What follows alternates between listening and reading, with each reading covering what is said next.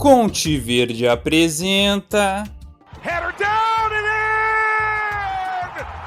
Robinson hit the Carrasquilla. Oh!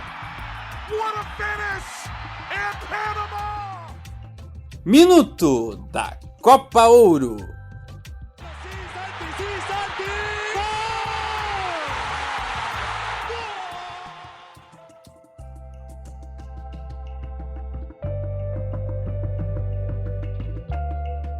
Por meio de seu capitão, o México vence os Estados Unidos e conquista o 10º título da Copa Ouro de sua história. Você está no Minuto da Copa Ouro, projeto do Conte Verde que cobriu do início ao fim o principal torneio de seleções na parte norte e central do continente americano. Eu sou Tainan Melo e antes da gente partir para o resumo do que foi o jogo, peço para você seguir as nossas redes sociais no Conte Verde, no Threads, no Twitter, no Instagram, no TikTok, bem como acompanhar os materiais em áudio, os podcasts no YouTube e no Spotify. Por exemplo, na Copa Ouro, você curtiu, além do resumo de todos os dias de competições, teve a prévia antes da competição começar e no final de cada fase teve a repercussão e vai ter também muito em breve a repercussão da final. E você também pode ajudar por meio do financiamento no apoia.se/Conteverde. Por apenas R$10 por mês você ajuda a estruturar o nosso trabalho e ampliar o nosso alcance, como estivemos na última data FIFA. A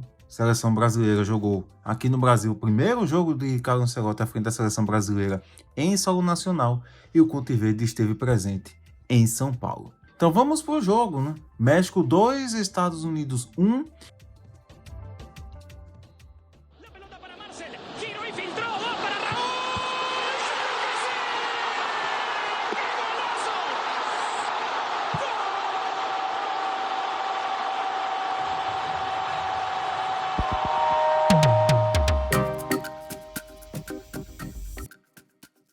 Final em Houston Energy Stadium e, como esperado, apesar dos Estados Unidos serem os anfitriões, em praticamente todos os jogos, as seleções adversárias compuseram a maioria da torcida.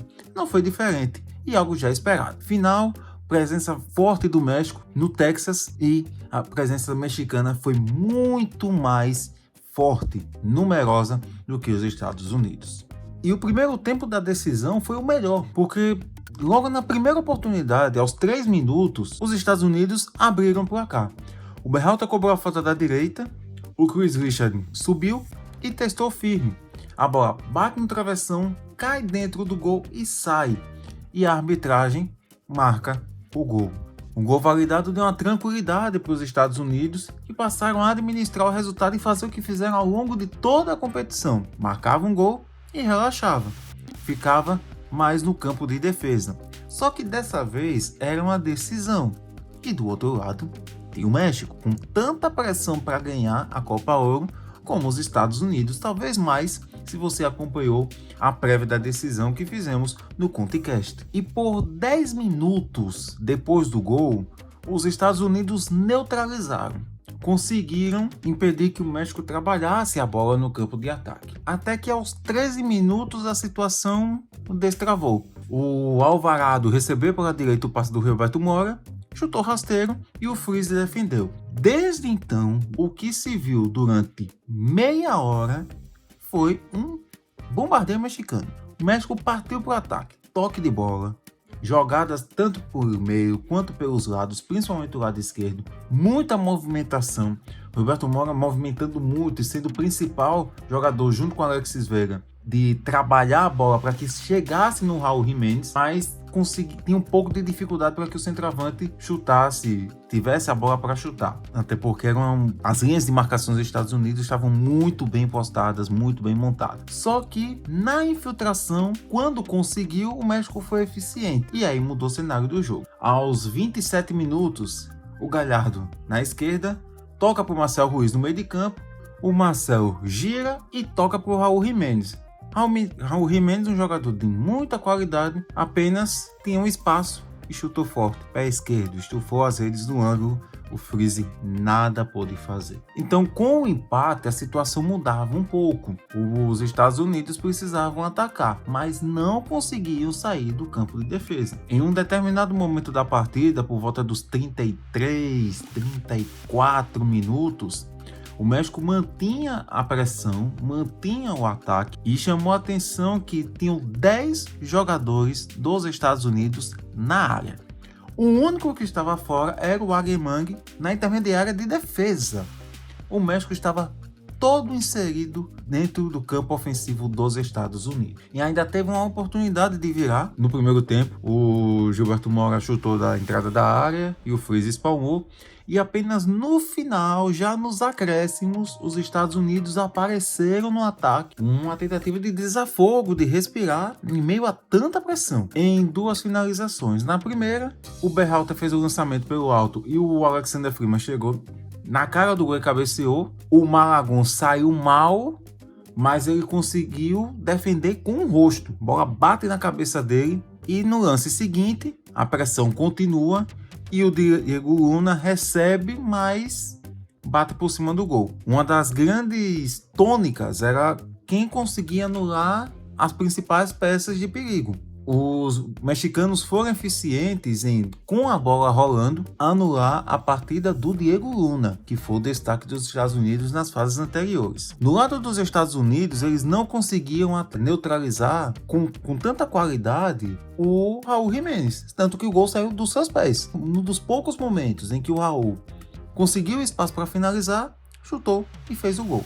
Mas foi o primeiro tempo de muito domínio do México, empurrado pelo torcedor e por ter mais qualidade dentro das 4 linhas. No segundo tempo, foi um jogo mais cauteloso, um jogo que a gente considera um jogo típico de uma decisão, com muita cautela, equipe se movimentando como se fosse um jogo de xadrez, tentando fazer uma ação sem ter que proporcionar uma reação adversária que pode gerar um gol. Então foi uma partida muito mais cautelosa. Os treinadores passaram a realizar modificações de acordo a princípio para não mudar o esquema tático, as estratégias e permanecer em busca do gol. Isso aconteceu com as modificações dos 2 treinadores e as oportunidades até que caíram um pouco. Embora no final os mexicanos tenham finalizado mais no segundo tempo do que no primeiro, foi uma partida em que no segundo tempo teve um pouco mais de equilíbrio. A posse de bola ficou mais próxima, mas ainda assim os mexicanos estavam mais ofensivos, pressionando em busca do gol. Tanto que uma das poucas finalizações dos Estados Unidos que a gente pode destacar foi logo aos 8 minutos, quando o Alfredo abriu espaço e bateu cruzado e fora da área, com perigo, mas a bola foi para fora. O México encontrava dificuldades, mas soube usar o que os Estados Unidos utilizaram no primeiro tempo, a bola parada. Aos 32 minutos, a cobrança de falta da direita, o Vázquez escora na primeira trave e o Edson Álvares mergulha na linha da pequena área e cabeceia sem chances de defesa para o Freeze. A princípio, o gol foi anulado por impedimento, mas uma revisão rápida, menos de 1 minuto, e a arbitragem de vídeo confirmou o gol do México, a virada mexicana na cabeça do capitão da seleção tricolor. Então, com a virada mexicana, o Mauricio Pochettino fez algumas modificações para intensificar a presença no campo de ataque. Mas aí foi a vez do México fortalecer e ter o contra-ataque como um recurso para levar perigo, ainda que estivesse em vantagem no placar. E no final, terminou que o México foi muito mais ofensivo e teve muito mais merecimento de conquistar o título pelo desempenho na final. Se a gente pega as estatísticas, a gente consegue ver, por exemplo, que foram 16 finalizações do México contra 6 dos Estados Unidos. Foram 6 defesas do Freeze, defesas importantes, contra apenas 2 do Malagón. Foram 12 escanteios para o México e nenhum para os Estados Unidos. Foram 518 passes do México e 351 passes trocados. pelos Estados Unidos. Uma seleção em que, no geral, teve 60% na posse de bola, mas uma seleção em que trabalhou, não teve apenas maior porcentagem na posse de bola, mas que soube trabalhar bem com esse recurso, trocar mais passes, por ser mais efetivo, aproveitar as dimensões do campo para fazer o seu jogo fluir, e contou com muito mais qualidade dos jogadores ofensivos. Desde o meio de campo, com o Edson Álvares, com o Marcel Ruiz e o Roberto Mora, com muita movimentação, principalmente do Mora e do Ruiz, que ajudava também, principalmente com o Galhardo vindo da lateral esquerda, e o que dava também muito mais fluidez, movimentação, para que o Alvarado e o Veiga também participassem. Foi um meio de campo muito participativo que resultou também no gol do Raul Jimenez. Tanto que nem alguns sites estatísticos, sites de aplicativos, consideraram o Edson Álvares o jogador da partida. Pelo gol, também é o gol do título, é o capitão que faz o gol do título, a liderança que faz o que se espera, mas também era um jogador em que a bola no meio de campo passava por ele, tanto para municiar laterais, municiar meias, bem como ser efetivo para que os jogadores do meio de campo responsáveis por armar as jogadas acionassem avante ou até mesmo buscassem finalizar por conta própria. E o árbitro deu 7 minutos de acréscimo, o Mário Escobar, da Guatemala, mas os Estados Unidos apenas arriscaram um chute com a Guimang. Ele arriscou do lado esquerdo da área, ele recebeu do Tim William e chutou, mas aí o Malagón defendeu.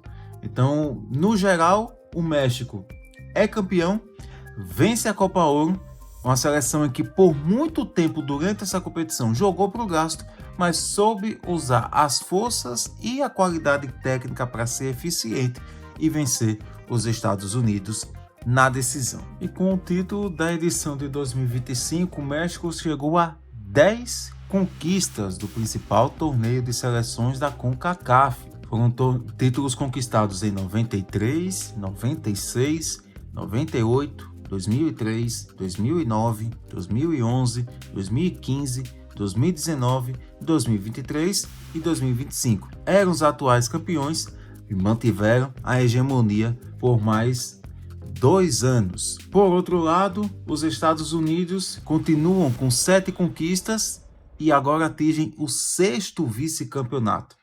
Em 93, 98, 2009, 2011, 2019 e 2025. Em comum, os 6 vice-campeonatos dos Estados Unidos foram fruto de derrotas para o México, diferente das 10 conquistas do México, que foram de diferentes adversários. E no caso das duas seleções finalistas da Copa Ouro, como elas serão sede da Copa do Mundo daqui a menos de um ano, elas se concentram na preparação para a disputa da Copa do Mundo. E aí, a partir de setembro, próxima data FIFA, irão disputar diversos amistosos. E dessa forma, nós quase encerramos a cobertura da Copa Ouro. O minuto da Copa Ouro encerrou, já que não teremos mais jogos da competição, pelo menos na edição de 2025. Mas ainda teremos o ConteCast para fazer um balanço da competição. Muito em breve vai estar disponível. Até lá, você pode acompanhar todo o material, tudo que a gente fez, se você quiser entender como foi a competição. Desde a prévia até fase de grupos, confrontos eliminatórios, semifinais, surpresas, decepções, desempenho de todas as seleções que participaram, nós trouxemos em diversos materiais divulgados. Para isso, você pode revisitar e acompanhar todo o nosso trabalho por meio das nossas redes sociais, no Twitter, no Instagram, no Threads e no TikTok, onde você pode seguir, pode curtir, pode comentar, compartilhar o trabalho, bem como também por meio dos materiais em áudio no YouTube e no Spotify, os podcasts, os vídeos curtos, nos shorts. Você também pode saber de tudo o que acontece na Copa Ouro. E não apenas na Copa Ouro, mas no futebol de seleções, já que tem outra competição de seleções muito em breve a começar. E além de nos acompanhar nas redes sociais, caso seja possível, você pode nos ajudar por meio do financiamento no apoia.se Conte Verde, porque você sabe que no Conte Verde o caminho da Copa Ouro e da Copa do Mundo passam por aqui.